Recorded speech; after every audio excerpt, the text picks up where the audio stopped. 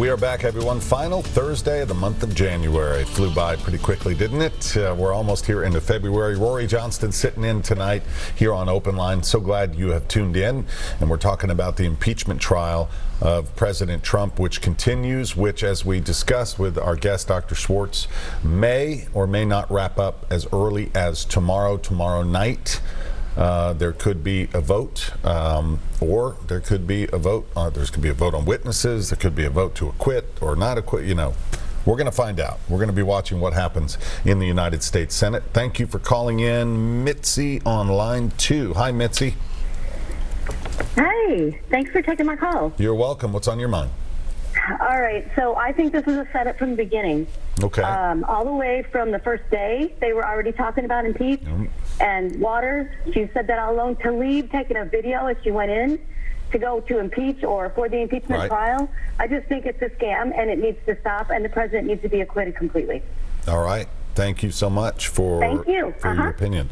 And that was an argument that the president's defense team used. They used video clips, and I was going to talk to you about the use of audio-visual aids that both sides have done. A pretty impressive job overall of using technology to support their arguments and using clips of people saying things in the past that kind of contradict what they're saying now in their argument, or trying to imply that. What do you think about all of that, the use of technology, the video, and the using their own words? Using their own words, and because the last trial, the Democrats had a very different position on impeachment with the Clinton, and there's still some of the people, the same people. We saw it is possible, I think, to do that. And you know, C-SPAN was operating then. It was possible to get this type of material forward. And then how do you then respond to that? The House managers then respond, having to outline, clearly this is a completely different scenario, right? Right. No, we're talking about apples and oranges. That's all they can do, is to make the case that this is a much more serious thing. This is the foreign policy of the United States, national security, and that's all they can do and hope for. But I mean, you're in a way, the partisanship is what both sides are trying to do, or what one side is doing in this case is, of course, making the partisan argument in the same way that it was made 20 years earlier. You brought up partisanship, and I have that kind of scribbled down here. How concerned should we be, just from a civics point of view, as we watch our government try to work? We know it's a pretty partisanly divided government right now, very much so. How concerned should we be that the founders did not want this process to be partisan, yet some people argue it's always going to be partisan when you're trying, so how do we balance that? Well, I guess I fall on the lines of saying it's always going to be partisan. I think the founders actually did not imagine political parties. They had many virtues, but they also did not really understand. There's no mention of political parties in the Constitution. Right. Yet, of course, that is what evolved, and that's what makes a democracy actually function and work, having political parties. So, in a way, they weren't as prescient about what this would need. I think part of the problem is that more recent impeachments, outside of the Nixon case, which actually did not lead to an actual impeachment and trial because he resigned, because the evidence was accumulated and it was overwhelming, and the Republicans came to him and said, he saw the writing on the wall. He was forced to see it by his own party.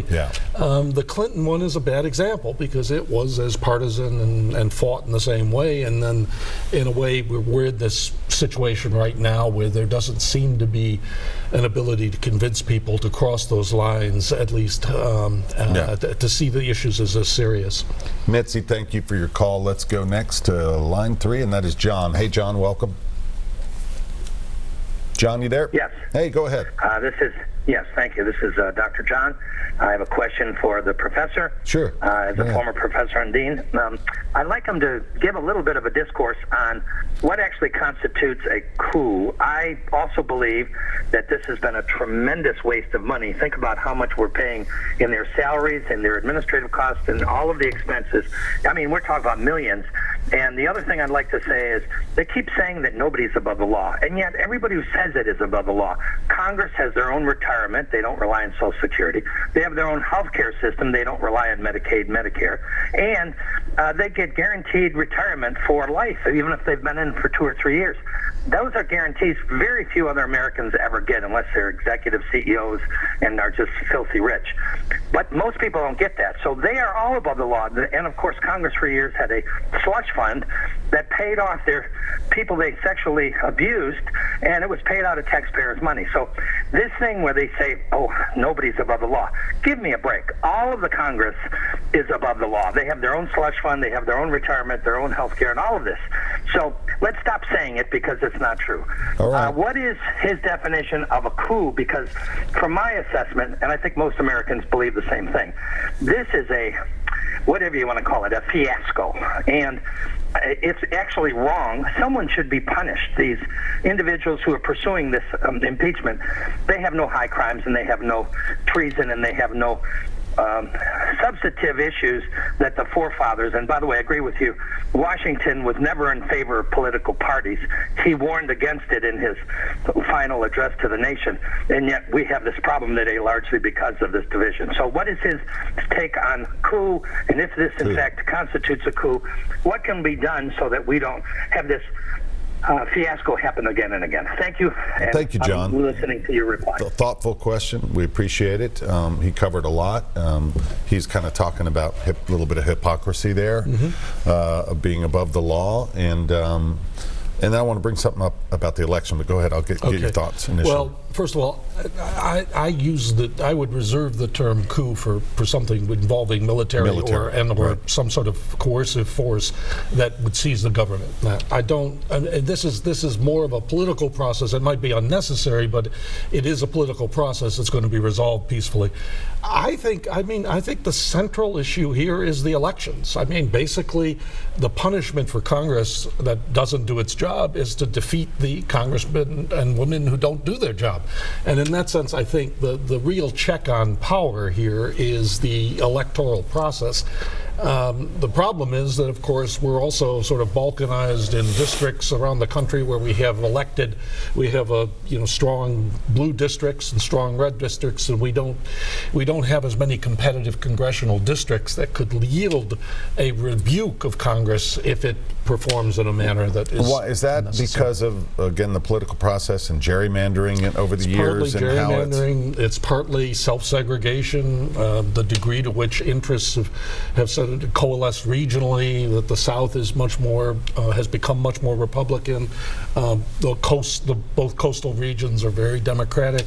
There's so many elements in there, and a lot of these rural states or rural areas or suburban areas are much more conservative, and then the urban areas you can just see the blue dots. Yeah. It's just become that way, right? And the result is, of course, that parties tend to draw districts that maximize that. The problem is that we need more.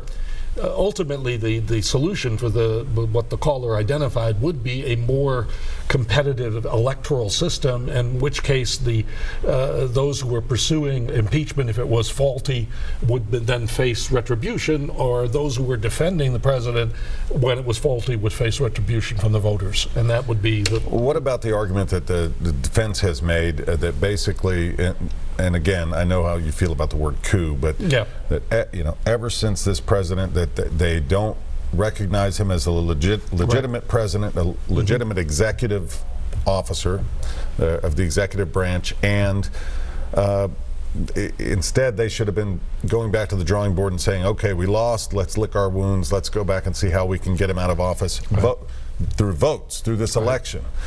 On the other side, they're saying what we're trying to do is make sure that the election is free of tinkering, which we know happened in the last election to some extent and could happen again. So there's so many different, there's a lot of tentacles, right? There are a lot of tentacles, and it's a quirk of our electoral system that Donald Trump became president without winning the popular vote. So it fed into this anti-legitimacy argument, or this legitimacy argument. So it is very difficult, and I do think this is where my own preference would be the focus on elections as the way of dealing with it. But of course, because of the way the electoral system is set up, that you can have a non-majoritarian president. Is there a way to reform the system without completely eliminating the Electoral College?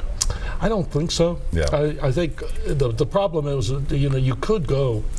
I mean, it is possible states could determine that they would apportion their electoral votes differently. Each state could do that, right. as Maine and Nebraska do right. now. Right.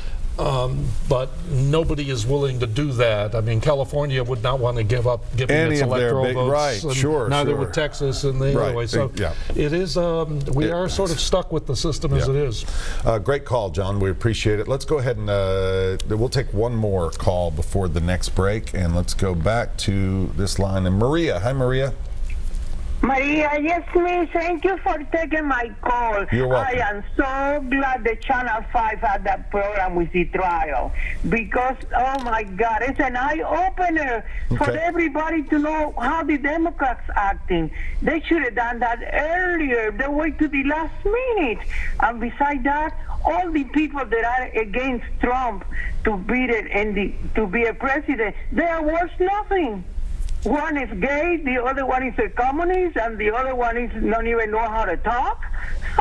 So it's beautiful. Trump is going to be there for a long time. And the first woman that's going to be a president is going to be his daughter. Because she is smart. I am predicting that for America. If that ever happens, Maria, if that ever, thank you for your call. If that ever really happens, we'll have to save that audio clip and say that you predicted it way back in whenever. But we appreciate the call, and we're glad that you're watching. And hopefully, folks can be learning a little bit about the process as you watch. We'll take another break, everybody. We've got more calls lined up. Be patient. We'll get to you right after this.